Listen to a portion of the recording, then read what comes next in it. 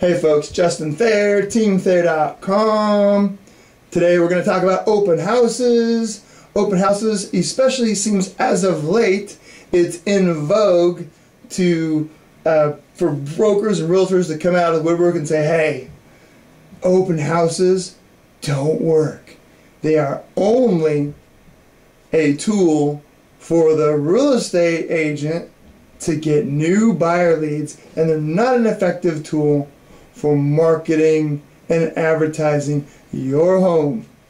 I've seen a lot of articles in respected real estate commentators on this subject, and of course I say crazy, absolutely crazy. Open houses are super effective as long as you employ some basic marketing and sales strategy, right? Number one, make sure that you're inviting all the buyers that have seen it with their brokers to come through for a look on their own for free. They can spend the entire 2 hours, right? There's a way you can phrase it. Make sure that they're all invited. Get a hold of all the realtors. Email them, call them, say, hey, have your buyer come through. It's going to be open Saturday, 12 to 2 p.m.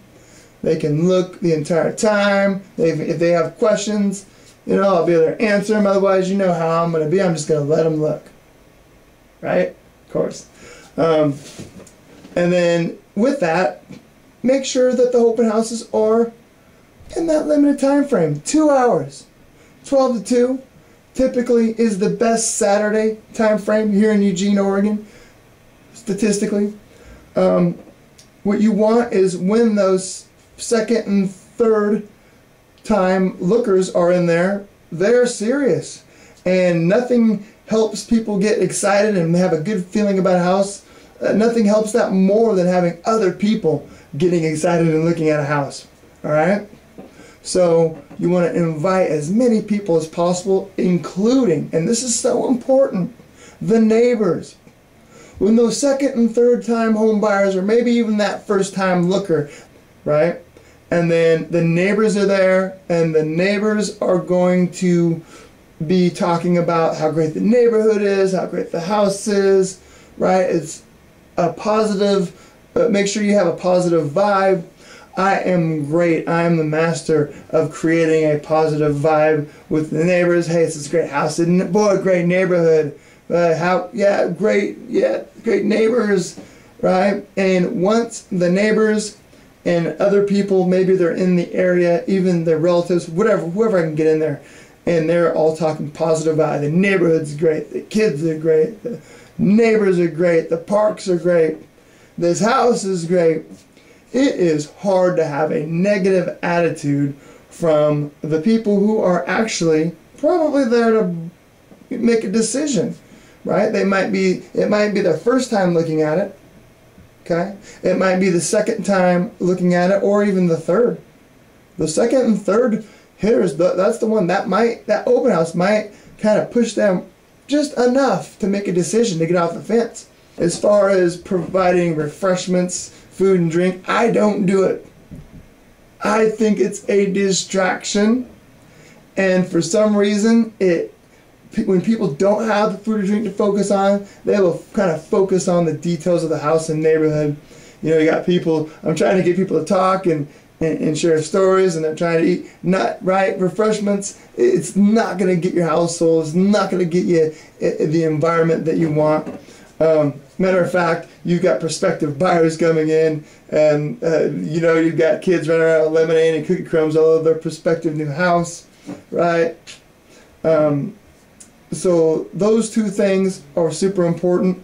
I time my open houses within a price cut, right? I do strategic price cuts to where I'm strategically cutting price a couple times. So I will actually put the open house in the main text in the multiple listing service for that week. And I will time it to where I'm going to do a price drop. And I always do 2 price drops when I do a price drop, because it gives me a double feed or a double output on the IDX feed, which sends it out. Everybody searches, a bunch of people get emailed right? Lots of searches are set up, all kinds of websites. It's huge, right? And then they actually will get an email. Oh goodness, this house, the prices are lowered. Hey, there's an open house this weekend. We just looked at that last week. Boy, you know, let's take a look. And then boom, they come in. The prices just drop. Have a short time frame. A lot of people are in there. A lot of excitement. The neighbors are there. Brokers are there, right? Prospective buyers are there. And here's the beauty of it. To that prospective buyer, everybody there is there to buy the house.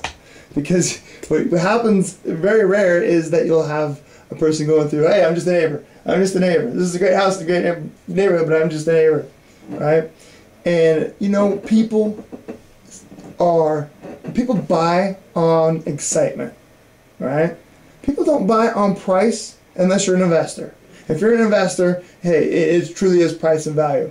But even with price and value, it generates an air of excitement. So with the retail housing market, a family buying a home to live in, you know, they're buying a lifestyle, they're buying a neighborhood, they're buying neighbors. They're never buying a price. They're never buying square footage, right? The price and square footage need to facilitate their budget and needs, but they're buying a lifestyle. Open houses work. You need to be smart about how you use them. Always be a marketer. Always be a salesperson. This is sales. We're selling houses. There is a difference. All right? That's it. If you like what I'm saying, so comment below. If you believe in open houses, comment below. If I am wrong and you know I'm wrong, put it in a comment below. Subscribe to my channel. If you're on a handheld, right, there's a button down in the text. If you're on a desktop, there's a button right there, over here in red.